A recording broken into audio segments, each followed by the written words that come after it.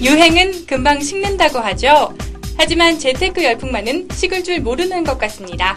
특히 펀드는 재테크의 꽃이라 불릴 만큼 인기가 대단한데요. 이 펀드 투자에 가야 할 길을 제시하는 직업이 있습니다. 바로 펀드 애널리스트. 지금부터 저와 함께 이 펀드 애널리스트가 어떤 직업인지 자세히 알아보시죠.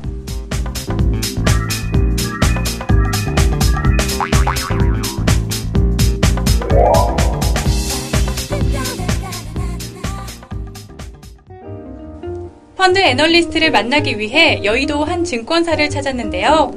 이것저것 궁금한 게 많지만 일단 펀드 애널리스트의 정의부터 알아볼까요?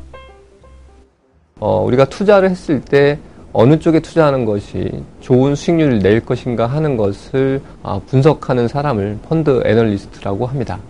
펀드 애널리스트가 시장에 자리 잡은 것은 2007년 정도부터로 보시면 됩니다.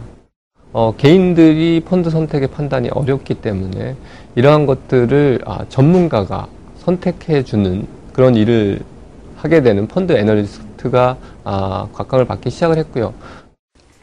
분석 전문가라는 뜻의 애널리스트, 그중 펀드 애널리스트는 증권사, 펀드 운용사 등에 근무하며 국내외 펀드 시장을 분석할 뿐 아니라 유망 펀드를 추천하는 등 다양한 역할을 하고 있는데요.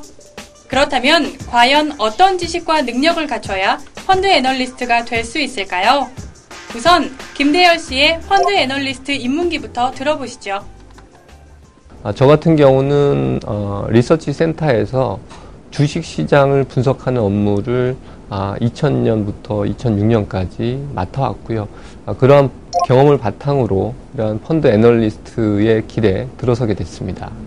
펀드 애널리스트는 주식 등 경제 분야와 관련된 다양한 경험을 필요로 하는 직업인데요. 자산관리 분야 자격증을 취득하는 것도 펀드 애널리스트가 되는 길을 넓혀주는 방법이라고 합니다. 펀드 애널리스트가 되기 위해서는 이 밖에도 또 어떤 능력과 자질을 갖춰야 할까요? 아무래도 펀드를 분석한다는 것은 경제의 흐름이라든가 주식시장의 흐름이라든가 이런 것들을 판단할 수 있는 통찰력이 필요합니다.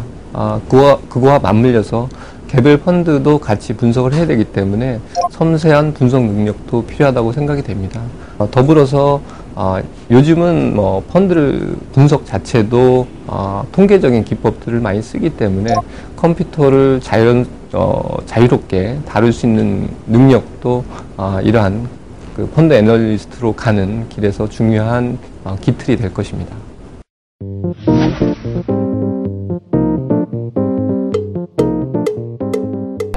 다양한 능력과 자질이 필요한 펀드 애널리스트. 그럼 이번에는 펀드 애널리스트가 어떤 일을 하는지 하나하나 살펴보겠습니다. 함께 보시죠. 각종 자료를 분석하는 일이 펀드 애널리스트의 업무 중 가장 큰 비중을 차지합니다. 분석 결과를 정리한 후 보고서를 작성하는 것도 펀드 애널리스트의 중요한 업무인데요. 펀드 애널리스트가 하는 일, 이뿐만이 아닙니다. 직원들에게 혹은 고객들을 대상으로 해서 투자 설명회를 실시하고요. 또한 그걸 통한 교육을 하게 됩니다. 물론 이제 이거와 덧붙여서 각종 그 언론이나 방송 쪽에 저희가 기고를 하거나 출연을 하게 되고요. 개별적으로는 그 영업점에서 요구하는 그 고객 제안서를 작성하기도 합니다.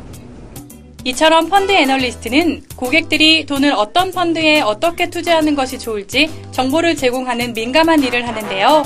그래서 한순간도 긴장을 늦출 수 없는 직업이기도 합니다.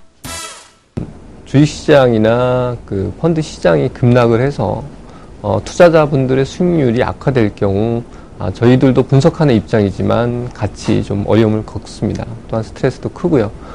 더불어서 말씀을 드린다면 그 시장을 리드할 수 있는 그런 자료들을 만들어내고 그런 것들이 시장에서 인정을 받을 때 펀드 애널리스트한테는 가장 큰 보람이라고 하겠습니다.